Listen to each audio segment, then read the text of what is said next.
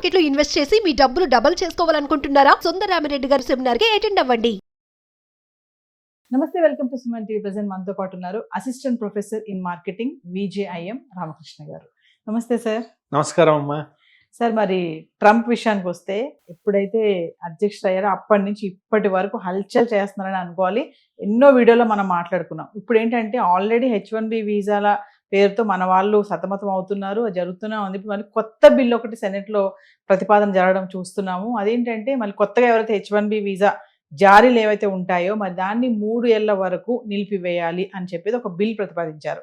ఏం సార్ అసలు దీనివల్ల మరి మన వాళ్ళకి ఇప్పుడు డోర్స్ అన్ని క్లోజ్ అయిపోతాయా? అంటే ఏంటి ఈ బిల్ ఏంటి? అంటే ఈ బిల్ గురించి మాట్లాడుకునే ముందు ఒక చిన్న విషయం జరిగింది, అది మాట్లాడుకుందాం. ఎందుకంటే అది ఇందులో ఈ బిల్లో కూడా ప్రతిపాదింపబడింది. మీకు గుర్తుందో లేదో, ఇంతకు ముందు H1B తీసుకోవాలి అంటే $100,000 అంటే $1,00,000 కంపల్సరీగా ఇవ్వాలని చెప్పి దాని రుసుముని వాళ్ళు నిర్ణయించారు. అది నిర్ణయించి ట్రంప్ ప్రతిపాదించేశాడు, బయటికి అనౌన్స్ చేశాడు. అయితే ఇప్పుడు ఒక కోర్టు అంటే డెఫినెట్ మన సిస్టంలో ఉంటాయి కదా కోర్టులు దీనిలాగా. సో డెమోక్రాట్స్ అందరూ కలిసి వెళ్ళి కోర్టులో కేసు వేశారు. కేసు వేస్తే కోర్టు ముక్క చివాట్లు పెట్టింది.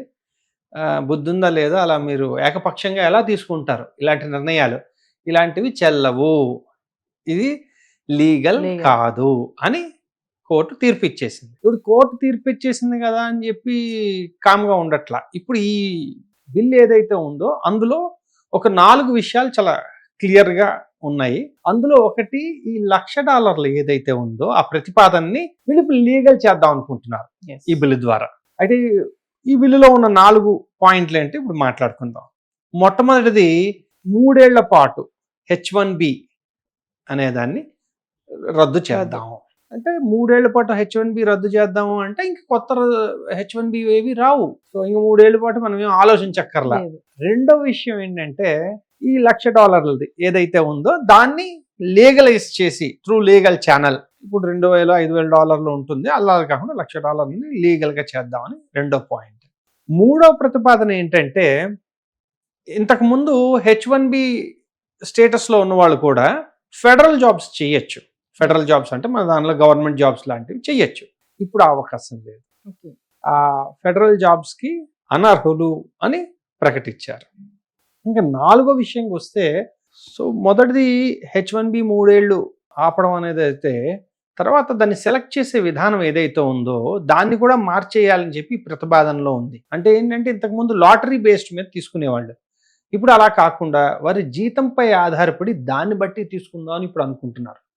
దీనివల్ల ఏమవుతుందంటే, ఒక మినిమం జీతం అంటే ఒక $3,00,000 లేదా $4,00,000 జీతం ఉంటే తప్ప, లేదంటే వాళ్ళని తీసుకోకూడదు అనేది ఆపడానికి వీళ్ళకి అవకాశం ఉంది. ఇంతకు ముందు ఏంటంటే ఏదైనా జాబ్కి లక్కీ లాటరీలో వచ్చిందంటే వాళ్ళు వెళ్ళిపోవచ్చు. ఇప్పుడు అలా జరగకుండా ఉండడానికి అని చెప్పి ఈ బిల్లులో ఒక ప్రతిపాదన ఉంది. శాలరీ బేస్డ్ అంటే ఇంకా క్లియర్గా, ఇంకా ఎవరు పడితే వాళ్ళు ఇందులోకి రావడానికి వీల్లేదు అనేదాన్ని చాలా క్లియర్గా చేద్దామని, ఒక ఫ్రేమ్వర్క్ లో పెడదామని వాడి ఉద్దేశం.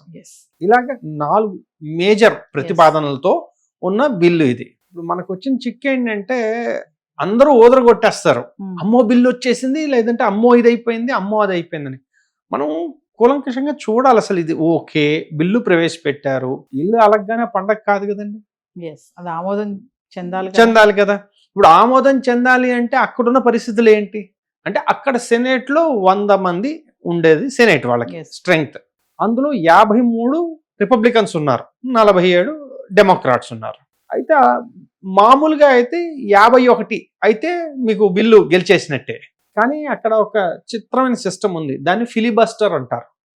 ఫిలిబస్టర్ అంటే, ఇప్పుడు రిపబ్లికన్స్ ఏదో ప్రవేశపెట్టారు, డెమోక్రాటిక్ నచ్చలేదు, వాడు అక్కడ నించుని ఇంకా అలా మాట్లాడుతూనే ఉంటాడు. ఆ బిల్లుని వేగగొట్టడానికి వీడు ఎలా అయినా మాట్లాడతాడు. అయితే అది జరగకుండా ఉండాలి అంటే వీళ్ళకి 60 ఓట్లు కావాలి. 60 ఓట్లు ఉంటే కానీ వీళ్ళు ఈ బిల్లుని సెనేట్లో పాస్ చేయడం కష్టం. ఓకే అండి. అదీగాక ఇప్పుడు 53 మంది రిపబ్లికన్స్ ఉన్నారు, 53 మంది దీని మీద చాలా సుముఖంగా ఉన్నారా అంటే అక్కడ కూడా విభిన్నమైన స్వరాలు వినబడుతున్నాయి. ఎస్. కాబట్టి మనం దీన్ని అంటే చెప్పాను కదా, ఒక విషయం రాగానే ముందు హెడ్లైన్స్, నెక్స్ట్ దాన్ని ఏమంటారంటే వెంటనే క్లిక్ చేసేయడానికన్నా క్లిక్ బైట్ హెడ్లైన్స్ వేసేయడం కంటే, ఎందుకంటే ఒక విషయం మనం గుర్తుంచుకోవాలి, మనకి ఇది ఒక న్యూస్ అవ్వచ్చు, కానీ కొన్ని లక్షల కుటుంబాలు వచ్చే ప్రతి న్యూస్ మీద వారి యొక్క జీవితం ఆధారపడి ఉంటుంది, భవిష్యత్ ఆధారపడి Yes. ఉంటుంది. అలాగే కొన్ని లక్షల స్టూడెంట్లు కానీ ఇంకా మిగిలిన వాళ్ళు కానీ వెయిట్ చేస్తూ ఉంటారు.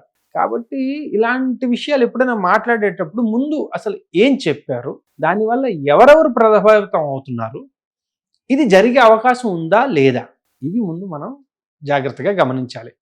సరే, బిల్లు ప్రవేశపెట్టారు కదా, చూద్దాం 60 ఓట్లు తెచ్చుకుని వాళ్ళు అది ప్రతిపాదన ముందుకు జరిపితే. ఎందుకంటే ఇలాంటివి మనం ఇంతకు ముందు కూడా మాట్లాడుకున్నప్పుడు చెప్పాను కదా, మన ఓటర్స్ గ్యాలరీకి చెప్పుకోవడానికి కాస్త గట్టిగా ఇదిగో నేను చేశాను అని చెప్పుకోవడానికి బాగుంటాయి. కానీ మనం అర్థం చేసుకోవాల్సిన విషయం ఏంటంటే, సడన్ గా మన వాళ్ళు వెళ్ళకపోతే అక్కడ అమెరికన్స్ ఆ ఉద్యోగాలు తీసుకోలేరు, చేయలేరు. దానికి తగ్గ స్కిల్ సెట్స్ లేవు. అంటే అక్కడ వాళ్ళకి ఎవరికి లేవని కాదు నా ఉద్దేశం, వాళ్ళకి కావాల్సినంత క్వాంటిటీలో అంతమంది మనుషులు లేరు.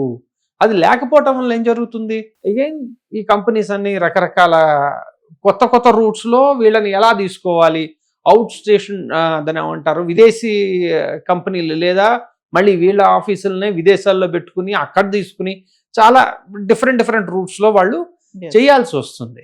కాబట్టి వచ్చే ప్రతిదానికి ఒక బిజినెస్ లో ఒక ఇదేంటంటే, సూత్రం ఏంటంటే, ఒక్క విషయం వల్ల వీళ్ళు మొత్తం అంతా మారిపోదు, వాళ్ళు దానికి ఇంకేదో ఒకటి వెతుక్కుంటారు.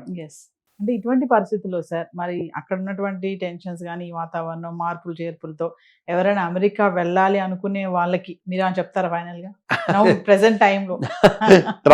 ట్రంప్ ఉన్నంత కాలం ఓకే, అమెరికాకి వెళ్ళడం అనేది కొంచెం రిస్క్తో కూడుకున్న విషయమే. ఎందుకంటే వాళ్ళు ఏ క్షణాన్ని ఎలాగ ఇది రూల్స్ మారుతున్నాయో అర్థం కావట్లేదు.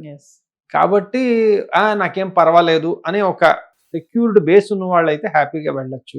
అంతేగాని ఇప్పుడు చాలా మంది లోన్స్ తీసుకుని లేదా ఆస్తులు అమ్మేసుకుని వెళ్దాం అనుకుంటారు కదా, ఇది సరైన సమయం కాదు. ఎందుకంటే ఇది ఒక్కటే కాదు, ఒక దాన్ని ఏమంటారు, ఇమిగ్రేషన్ ఆస్పెక్ట్ ఒక్కటే కాదు, right now there are lot of wars going on, చాలా అస్థిమితంగా ఉంది ప్రపంచం. ఇలాంటి సమయంలో మనం పెద్ద డెసిషన్స్ తీసుకోవడం అయితే ఉత్తమం కాదు అనేది నా భావన. Thank you sir.